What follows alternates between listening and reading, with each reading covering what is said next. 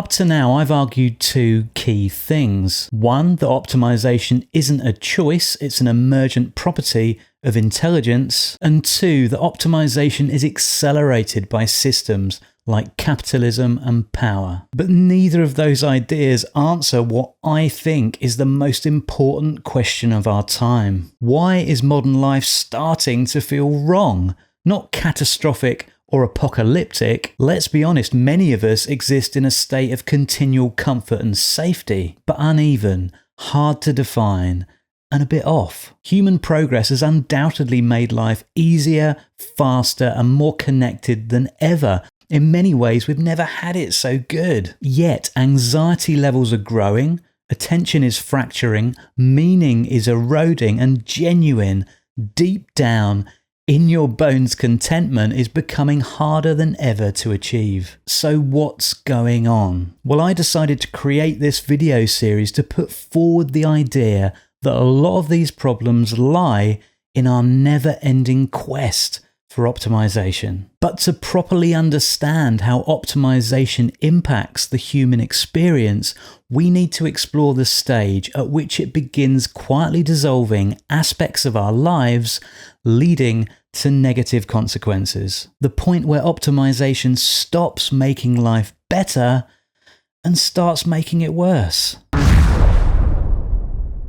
One of the biggest mistakes we keep making is assuming that improvement travels in a predictable upward curve. It doesn't, but it's totally understandable why we think that it does. Because when we see optimization improving things at the beginning, we naturally expect it to keep making things better further down the line. And so we've developed a blanket approach to optimization, a mindset in which we think that everything should be optimized. Of course, that's a neat little story we can believe and repeat to each other. That's why it's stuck. It keeps our mission tidy and straightforward. So much so that we've come to equate optimization with well-being and conclude wrongly that maximizing efficiency in every aspect of life is the best thing to do. The problem with that conclusion is that it's based on a surface level assessment. Let me give you an example to better explain what I mean. Television in the 2000s was already a highly optimized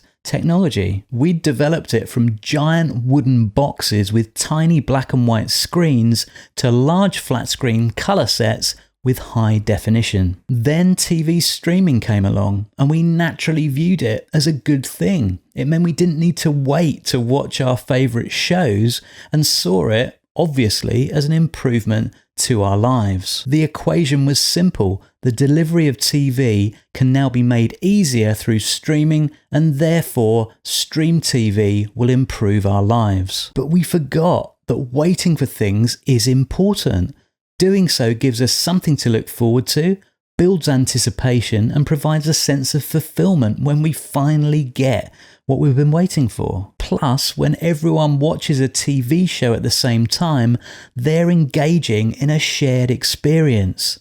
Broadcast TV once silently connected tens of millions of people and provided strangers with common ground. You see, when you continually remove friction from something, such as television, it's like directing human waste into a river to remove the friction from disposing of it properly. At first you do it a little bit and it solves a problem with no obvious effect, but eventually, when you keep doing it, the river becomes polluted downstream, harming hundreds of fish, insects and plants in the process. Like waterways, the systems we exist in have depth, movement and complexity. There's always a lot going on beneath the surface and in seemingly unconnected areas, things that aren't obvious. We humans are deep, moving and complex. Our advanced brains are driven by survival instincts that were hardwired into us millions of years ago. One of those instincts is to remove barriers and to make life easier, and because of that, it's become pretty much our core mission in life. As a result, optimization will always appear to deliver the benefits we crave.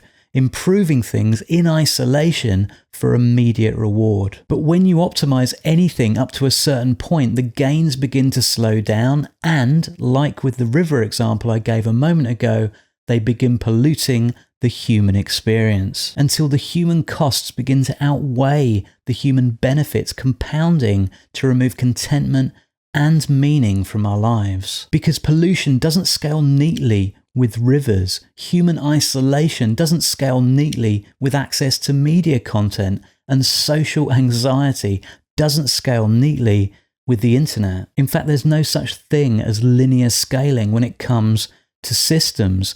Optimization will always push us past the point of improving our lives towards something different, something negative. And that's when things really start to go downhill. So at low levels, optimized systems serve human needs. And at this stage, they work and can only really be viewed as a net benefit. But at high levels, optimization flips the script and begins using humans to serve the system.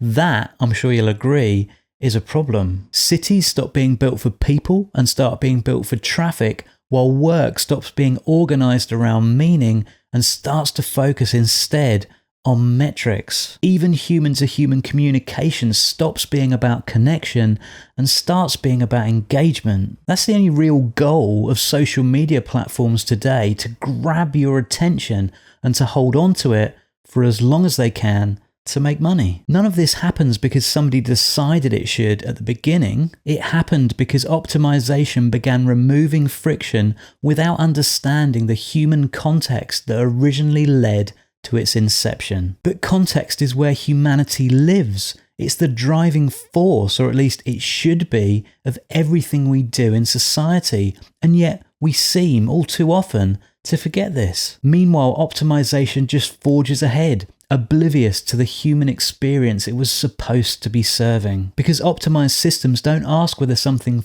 feels right. Systems don't understand anything, least of all emotions. They simply ask whether something can be scaled.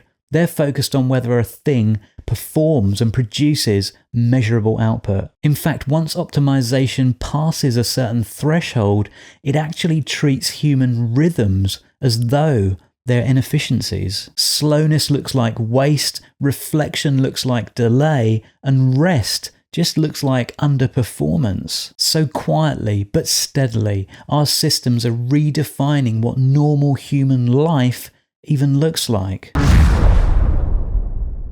The most dangerous thing about optimization thresholds is that they're hard to predict and invisible when you cross them. And the early benefits are so appealing to us that they mask any long-term damage we start to see. This is a problem because it means managing optimization at a human level is difficult, really difficult. By the time pollution is obvious, the infrastructure that led to it is already locked in.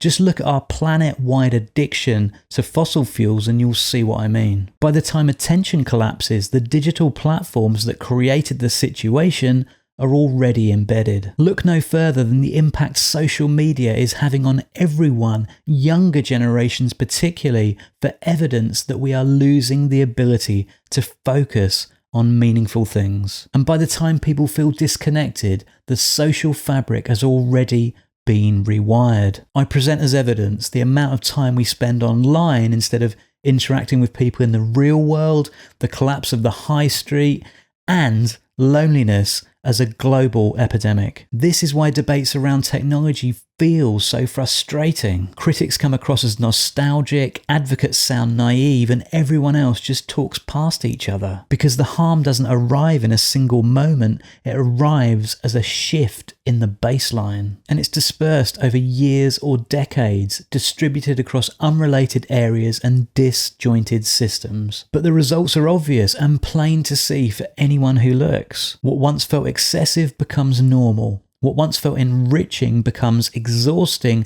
and what once felt optional becomes unavoidable. Unfortunately, because optimization is gradual, it doesn't trigger alarm bells. It just slowly reshapes what life feels like from the inside. So here's an unfortunate but important realization that I think everyone should take on board. We don't live in a world where optimization failed.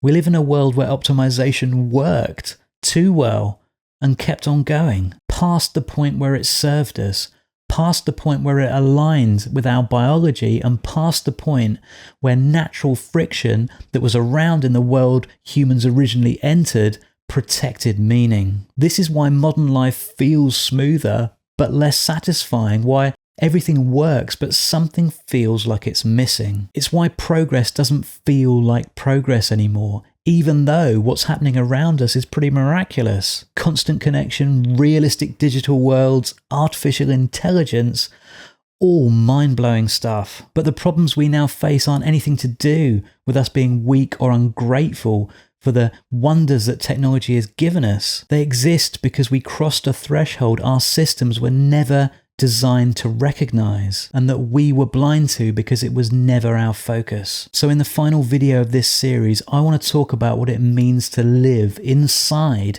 that reality. Because this isn't a dystopia, it's something softer, efficient, but just a bit miserable. A state I call Optimisery. And once you name it, you can start to decide where optimization belongs in your life to improve how you feel and how you live. As always, thanks so much for watching, and I look forward to seeing you in the final video of this series next week. This video was based on my writing over at layeredfuture.com. If you'd like to explore the full article or browse through other topics, you'll find it all there.